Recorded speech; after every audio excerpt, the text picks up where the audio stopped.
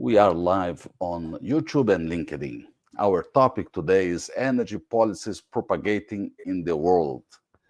The idea for today is to understand energy trends in the US with the Republican Party in charge, because yesterday we had the results of the election.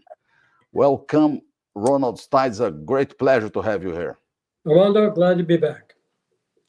Excellent. Uh, let's go directly to the point. We all know what happens to energy in the US is multiplied to the entire world. No doubts about that. What do you expect, Ronald Stein, from the energy policies in the coming years or coming months, just immediately, if possible? Well, Armando, I think let's go back to the election, for example.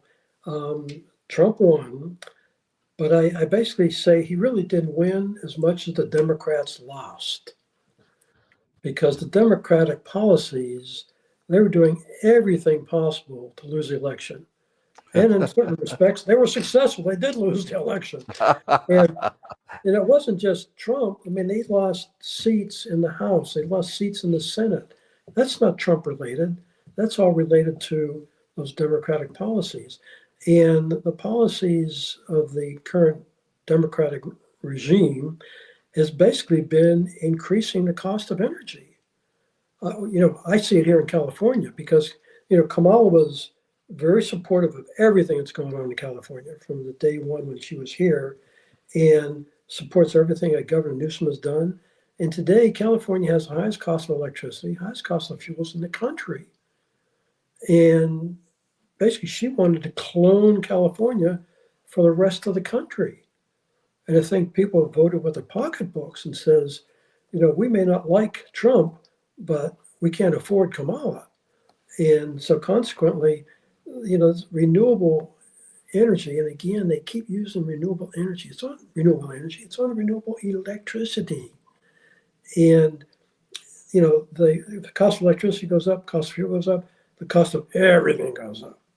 To transport things and build things, it becomes very expensive and which puts pressure on cost of labor. And like I say, it keeps the poor poor. And if you're rich, it doesn't bother you very much. But yeah, it's basically this renewable energy was really just redundant electrical generating system that doesn't work most of the time because the sun's not shining all the time, the wind's not blowing all the time.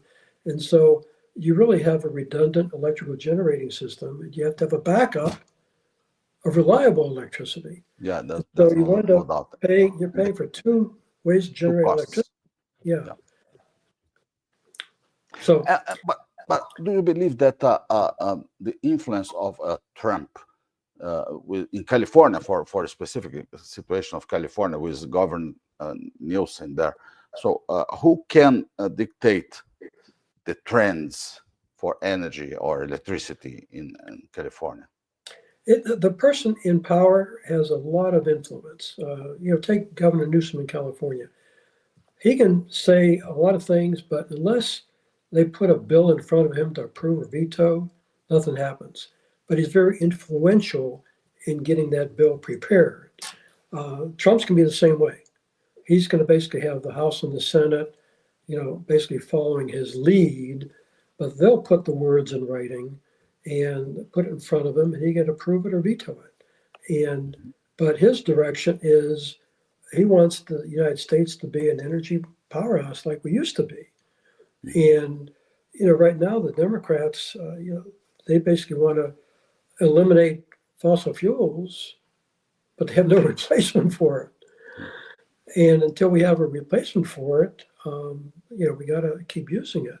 And so I think Trump will be very influential, and he's obviously against wind, he's against solar, and he'll basically, in his first 100 days, I see a lot of action to, shut down, stop the mandates and stop the subsidies. And so it'll be a real stick in the mud for so-called renewables. do you see the end of the Green New Deal or reduction of this group? It's going to be a total slowdown because, we've talked about this before. Building a wind turbine as a private business person, you're not going to invest in it because there's no return on investment. But if you're subsidized, if you're given government dollars, you can build anything. you know? And the subsidies are going to start disappearing. And when they start disappearing, then there'll be second thoughts. Can you really afford to build these wind turbines? And so, um, yeah, you're going to see a big hit on subsidies and a big hit on mandates. And so it's going to be a mid-course correction. Can the Republicans stop the closing of refineries, or it's too late? I think they'll be influential in keeping them open. Um, my concern is, China's building like 80 new ones. And the last thing the United States wants to do is import the fuels into the country and import the derivatives to make all the products. So we want to be self sufficient. And we used to be. I look at California. When the oil embargo hit 50 years ago in 73, California was independent. Between California oil production and oil production in Alaska, it met 95% of our needs. Well, since that time, we're a democratic state. And so all the democratic governors and leadership has been, reduce production, reduce oil production, reduce oil production. They've been successful reducing oil production. And so now, instead of being 5% dependent on foreign oil, Armando, we're more than 60% dependent on foreign oil. And that's not where we want to be because we're becoming a national security risk for the entire country. California's a big state.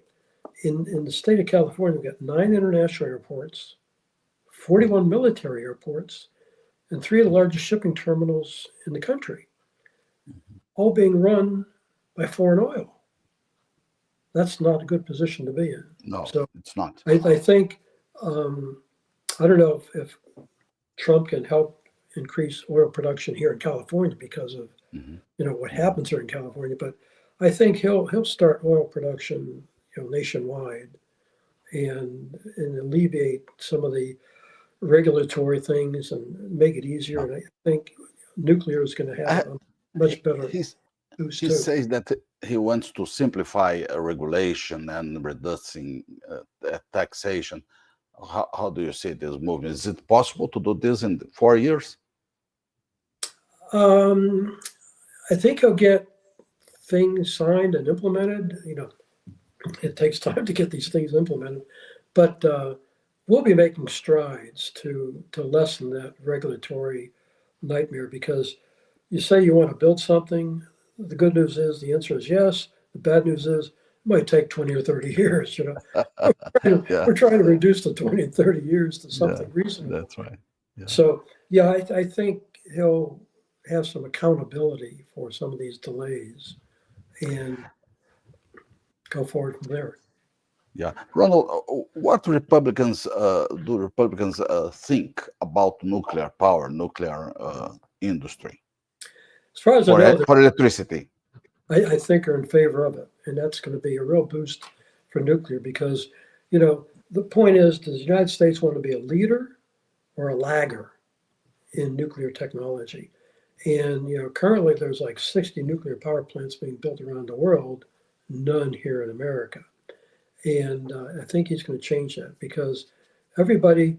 The good thing about nuclear, it takes the least amount of space, it takes the least amount of materials to run a nuclear plant, and it's continuous, it's uninterruptible, it's dispatchable, and it's zero emissions. It's everything that we want.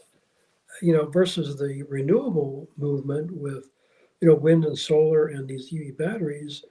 It's basically taking advantage of developing countries to get the materials to build wind, solar, and EV Yeah, batteries. And we're exploiting people throughout the world that have yellow, brown, and black skin. And yeah, so it's yeah, I think it's going to be a real boost. And we're seeing that already because when Bill Gates steps forward and says, I'm basically buying 3 Mile Island to get power for yeah, my data center. Yeah. SRB, a friend of us that are following us now, he's saying that it will take 2 years. He needs to act before the midterm elections. Yes, yeah. Everything, like I say, it's gonna be interesting the first 100 days of Trump's reign Yeah. Has a because long list. a big list, and so what?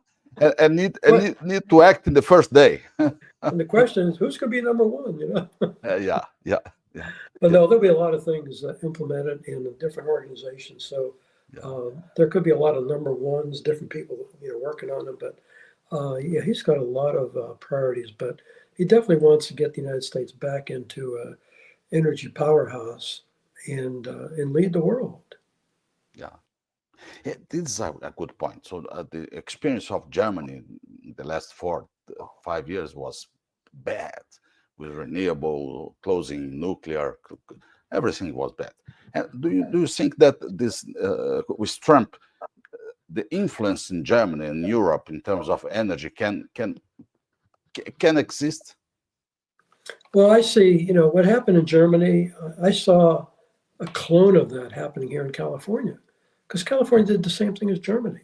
We shut down coal, we shut down nuclear, and we basically, you know, Germany has the highest cost of electricity in the world. California has the second highest cost. We're right behind them. So yeah, we basically implemented Germany's plan, and it didn't work.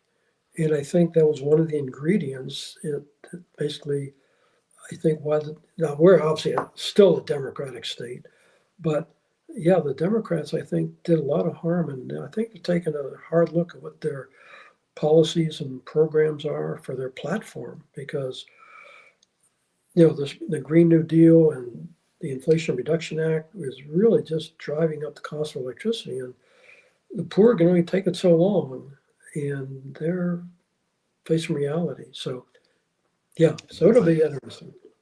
Yeah, you mentioned a good point because the supply chain is totally outside the United States. The United States is importing every part and equipment from China, Yes, for instance. yes. Do you believe that these things can change a little bit, or uh, Well, I don't mind the importing thing because if it's cost effective to do it somewhere else maybe, but when you have a situation where this going green requires a lot of exotic minerals and metals, now you're looking at ethical and moral issues. It's not just importing the lithium and the cobalts. Is what's the cost to get that lithium and cobalt? Like I say, you're basically exploiting people who have yellow, brown, and black skin because they have no labor laws. And the environmental degradation over there is atrocious. And that, I think, is unethical and immoral. And, you know, I don't mind if they can manufacture something less expensive, but mhm, do it morally and ethically. And we keep saying we have laws here that, you have to prove that the battery is made with materials that are, acquired in an ethical format. yeah, And yeah, that's going to be tough because, yeah, we have lithium here in the United States. There's a lot of lithium here in California. But knowing mhm, the California laws and the environmental movements, you're not going to build it here. So, yeah. in theory, And you could get the lithium here, but in reality, you're not going to get yeah. it from here. Do you see the reduction in carbon emissions seems to be a second priority? Is it correct, or he will face this problem? I don't think emissions are going to be as big concern because, we know the Earth has been around for 4 billion years. And, you know, we only have so much oil that we can extract. The resources of the world, we got oil, we got coal, natural gas, lithium, cobalt, all the minerals and metals. There's a limit to how much is in the bank. And, there's projections that we'll run out of oil, we'll run out of lithium in the next 100, 200 years. Um, Maybe technology will find a better way to get more of it. So maybe we'll extend that to 200, 500 years.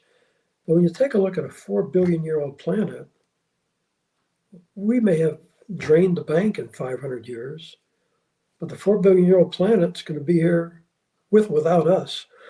And Yeah. so, yeah, we're living in you know, a time zone where we have all the exotic things we have and the space programs and electronic technology. But Hmm. that if we run out of oil and chemicals, they're not being replenished. We're just using them. And Yeah, so, yeah, we might have, a couple 100 year window and we'll be back to animals running this country. yeah, yeah. EVs. EVs is something strong in the United States, as second cars, as you explained the last Yes. podcast.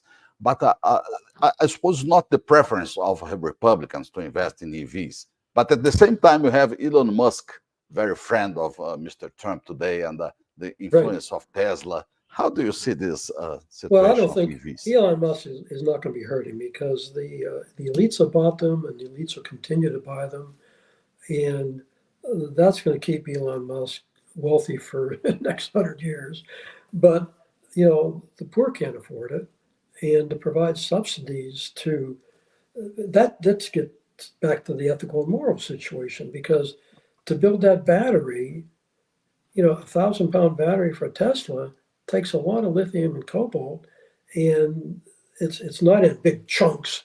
So you have to move like a 500,000 pounds of earth to get all the different minerals and metals to make one battery, and that becomes an ethical and moral reason. And so um, I just see that continuing. And you talked Germany when we first started. Well, Volkswagen is because EVs are not popular over there. The elites have bought them, but they've probably run out of elites. The EV sales aren't that popular anymore. And so Volkswagen is closing 3 plants in Germany. Yeah, impressive. And here in the United States, Ford keeps talking about, well, they're losing $60,000 for every EV they make and billions of dollars annually. The clock's ticking and they're going to basically start backing off too. Mhm. Here in California, the push is for trucks, 18 wheelers to be electric. And a battery for an 18 wheeler is like a 16,000 pound battery. Mhm. And, to make one battery, you got to move 8 million pounds of earth around the world to get the lithium and cobalt and manganese, all the metals to build the battery. And then apparently the range for a truck is like 150 miles. Mhm. Now, the equivalent of a diesel truck is like 1,200 miles because they can put a lot of diesel in it. And, you know, these are independent drivers. They can't drive 150 miles, in a couple hours and sit around for 2 or 3 hours to charge so they can drive another 150 miles. It's not going to happen. And the thing in California, truck dealers cannot sell a diesel truck unless they sell an EV truck. It's a 1-for-1 ratio. If they sell a diesel, they can sell an EV. If they don't Mhm. sell the diesel, they can't sell the EV. And so I see a lot of resistance to that. Resistance.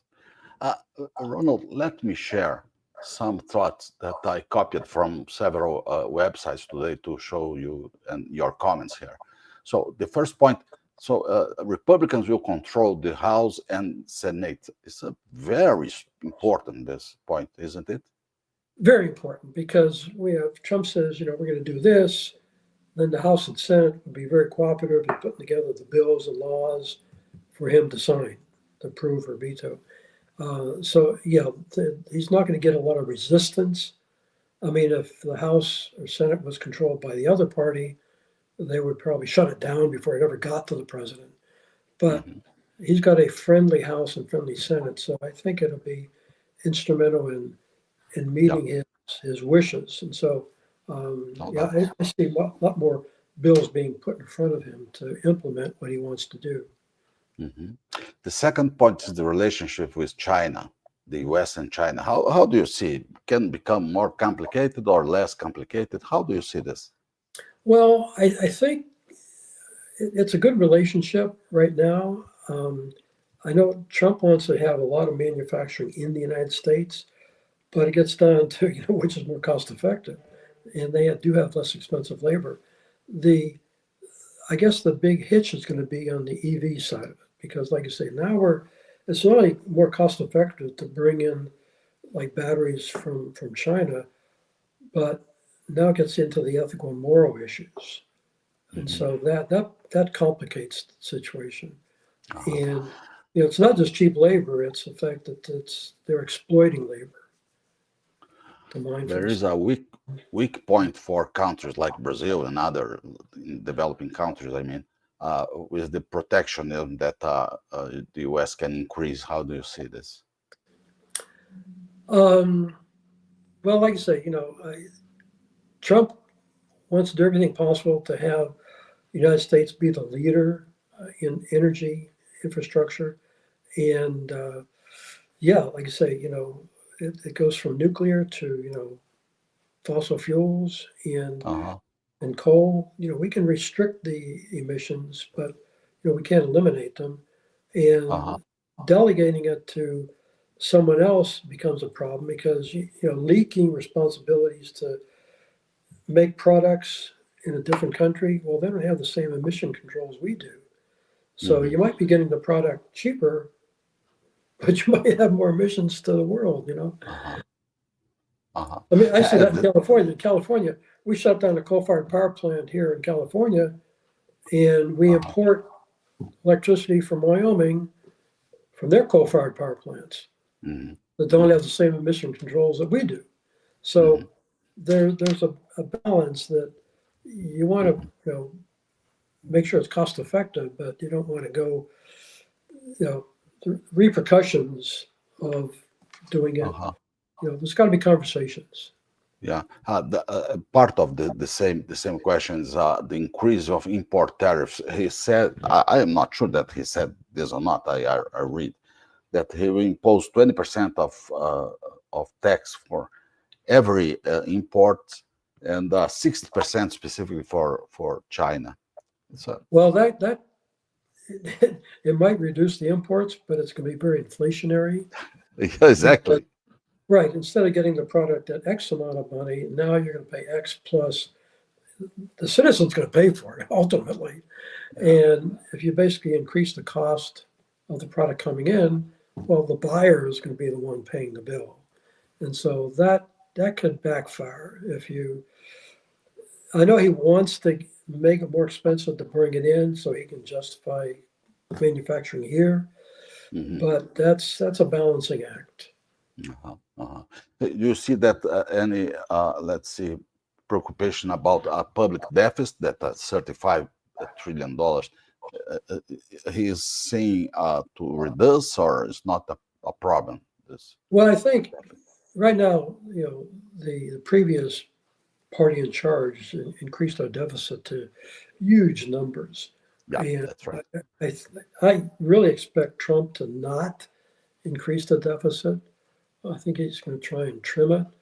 But that again, it's a balancing act. Yeah, we can manufacture it here, but if we can manufacture it here at twice the cost, Yeah, well, exactly. someone's going to pay for it. And Yeah, so, yeah, yeah, so tariffs could, like I say, they could bite us in the butt. Um, yeah. It's a balance. Need a balance to not, let's say, promote excess of local manufacturing with high costs. right, right. Not not attractive. And finally, wars, Ukraine and Israel. How do you see? Because he is saying that we'll solve these two issues. Yes, I think he definitely wants to be instrumental in stirring the conversations to get a peace agreement because wars are just devastating to the world. I mean, Yeah, when I look at the pictures of Ukraine and Israel and Iran, all the buildings have been destroyed.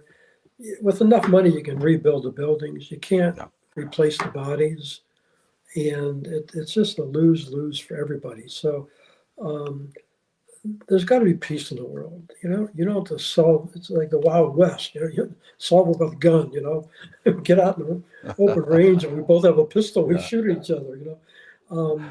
That's kind of barbaric. And I think we can, solve the differences at the negotiating table, at the dinner table.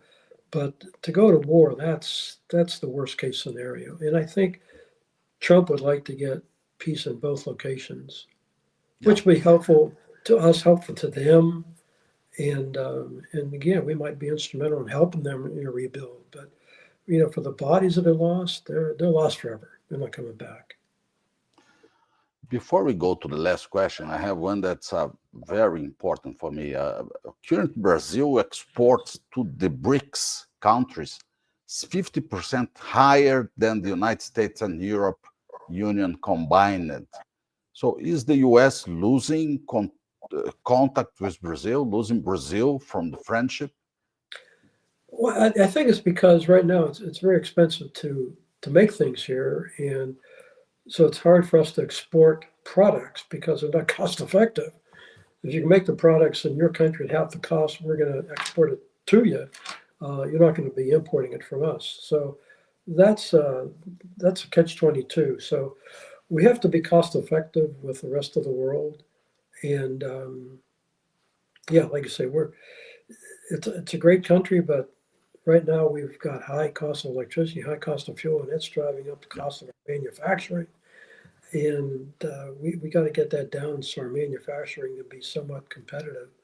But Mhm. we do have, labor costs around the world are a lot less than they are in the United States, and so that's a big chunk of it. So Yeah. we'll, So it's a pity because in the past, Brazil and United States was very close to each other, and I'm not sure that what's happening exactly. But let's see yes, what Trump can do in this matter. But I have the last question for you, please. Are you going to be advisor for Mr. Trump? oh yes, no. I think all the articles I've written over the last couple of years, which have been uh, jumping all over the Green New Deal and the Paris Agreement because of its cost on us. Right now, President Biden and Governor Newsom have me working overtime. Every time they open their mouth, they got written down an article. Well, if Trump does most of what he wants to implement, he might put me out of work. Oh, nothing to write about. Yeah, yeah, yeah. Probably he will ask you to support him in some decisions, to give opinions to him. No doubt. You are a very famous person in the Well, I'd United like to States, and participate in the conversation. I mean, yeah, that's where it starts. And, just to grab a microphone and say we're going to jump out of the airplane without a parachute. Hey, let's talk about it first. yeah. Uh, But I think he's got some, believe it or not, some common sense that he'll be implementing some of these uh, hundred yeah, day issues he's got, and so it'll be interesting. But his personality is challenging. I will send some of our videos, and maybe he invite me to be with you, the advisors. Excellent, excellent. Fantastic. We'll go together. Ronald Stein, a great pleasure, great conversation again. Okay, Armando, you have a great day. You too. Bye bye. Take care. Take care.